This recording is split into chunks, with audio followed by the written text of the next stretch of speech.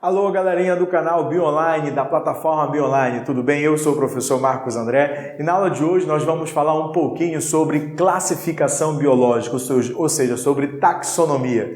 A gente diz que existem dois tipos de classificação, a classificação artificial e a classificação natural.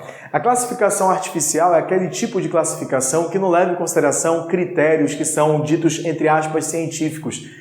Na verdade, eles são utilizados a partir de critérios completamente arbitrários. Por exemplo, você pode falar que o animal é aquático, terrestre e aéreo. Você pode falar que o animal é nocivo, é um animal indiferente, é um animal útil. Então, essas classificações, elas vêm desde Aristóteles, de uma forma apenas digamos assim, de formalizar, vamos aceitar aí essa redundância, em como você pode ajustar os organismos de uma forma bem mais abrangente e, de uma certa maneira, facilitar a comunicação entre os indivíduos que estudam esses animais. Então, durante muito tempo, a classificação biológica ela era restrita ao reino animalia e ela levava em consideração esses critérios completamente arbitrários, que levam em consideração, inclusive, o seu juízo, os seus valores.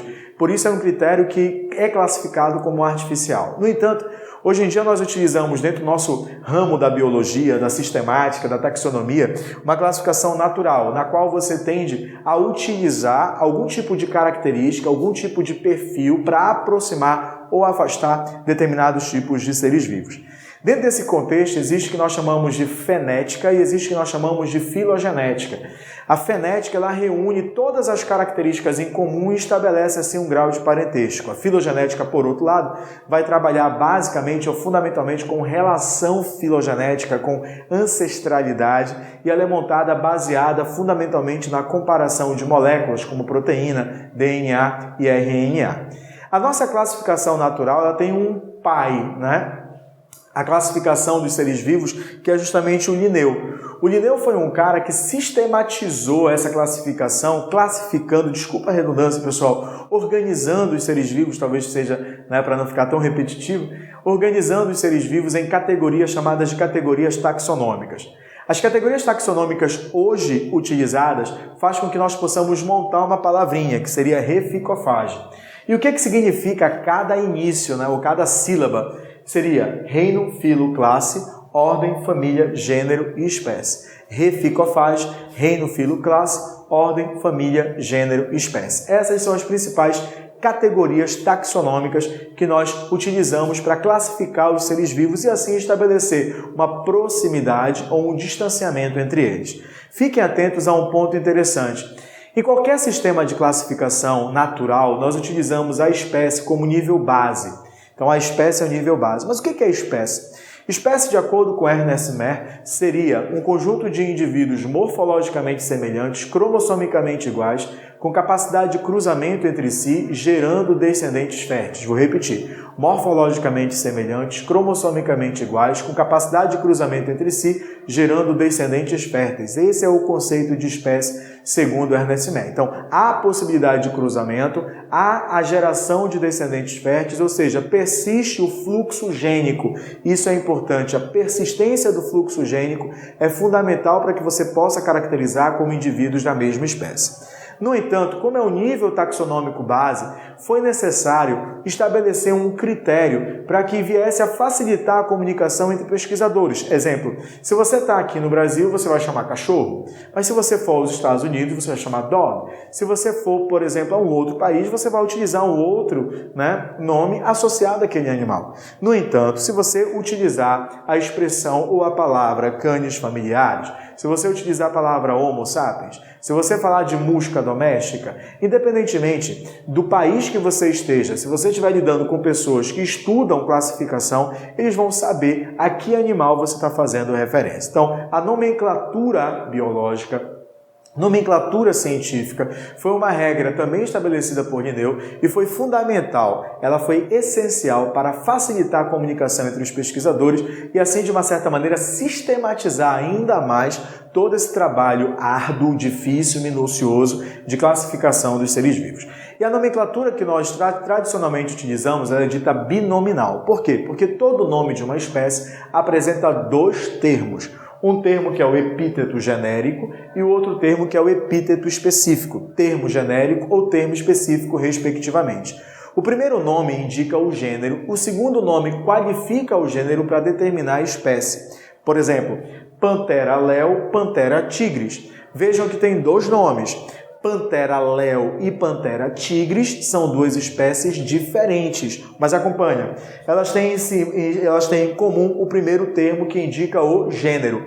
Então são duas espécies diferentes que fazem parte do mesmo gênero. Duas espécies diferentes que fazem parte do mesmo gênero. O primeiro termo, que é o termo genérico, ele é grafado com a inicial maiúscula. O primeiro termo, que é o termo genérico, ele é grafado com a inicial maiúscula. O segundo termo, que é o termo específico, ele é escrito com a inicial minúscula. Marcos, há exceção? Há, desde que o termo específico seja referente a uma homenagem. Por exemplo, alguns autores sugerem que Trypanosoma cruzi poderia ser grafado cruzi com inicial maiúscula, porque é uma homenagem a Oswaldo Cruz, mas tradicionalmente ele vem sendo representado com inicial minúscula para obedecer às regras da nomenclatura científica. Além disso, como você está escrevendo, você precisa sublinhar. Se você estiver digitando, você precisa deixar em itálico. Alguns autores também sugerem deixar em negrito. São as formas corretas de você representar o nome de uma espécie. Tudo bem? O primeiro termo, ele geralmente é um substantivo, o segundo termo é um adjetivo, portanto, jamais você vai poder escrever a espécie leo, a espécie tigris. Não, você tem que escrever Panthera leo, Panthera tigris. Se aparecer uma data após o nome da espécie, foi provavelmente a data ou o ano a partir do qual aquela espécie foi identificada, tá? Então você precisa ficar atento a esse detalhezinho. Existem algumas exceções em relação à regra de nomenclatura. Podem aparecer três nomes, como por exemplo, Homo sapiens sapiens. O sapiens, o segundo sapiens, é a subespécie, que dá a ideia de raça. E eu posso ter Leishmania amazonensis. O segundo Leishmania é o subgênero. São subcategorias de espécie e gênero que podem ser também representados quando você analisa a regra de nomenclatura ou a nomenclatura binominal. Tudo bem? Então, galerinha, uma das situações também comumente cobradas em provas de vestibular é quando ele te dá espécies diferentes e pede para você analisar qual é a semelhança e a diferença em relação à categoria taxonômica. Então nós vamos fazer isso levando em consideração três espécies: Canis latrans, que é o coiote, Canis lupus, que é o lobo, e Homo sapiens, que é a nossa espécie.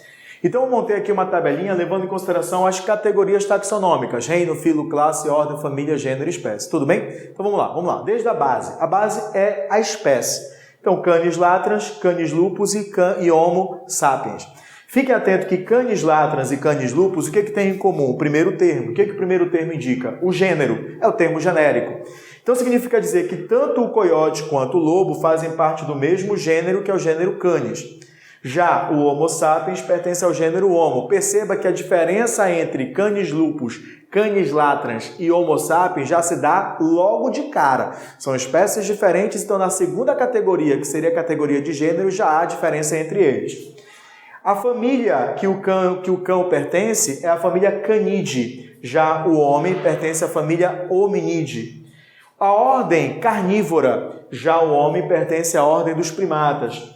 A classe dos mamíferos, para os três, o filo dos cordados, para os três, e o reino animal para os três. Portanto, entre o homem e os canídeos, a diferença se dá a partir do grupo taxonômico de ordem. E no caso de Canis latrans e Canis lupus, coiote e lobo, respectivamente, a diferença se dá logo no nível de espécie. Então, a partir daí, a gente pode estabelecer grau de parentesco, de aproximação e de distância em função dessa classificação, né, em categorias taxonômicas. Tudo bem, pessoal? Deu para acompanhar meu raciocínio? Então, se ligue na aula, nas aulas do Bionline, se inscreva e também se inscreva na minha plataforma www.bionline.com.br e vamos juntos trabalhar muita biologia para o seu vestibular.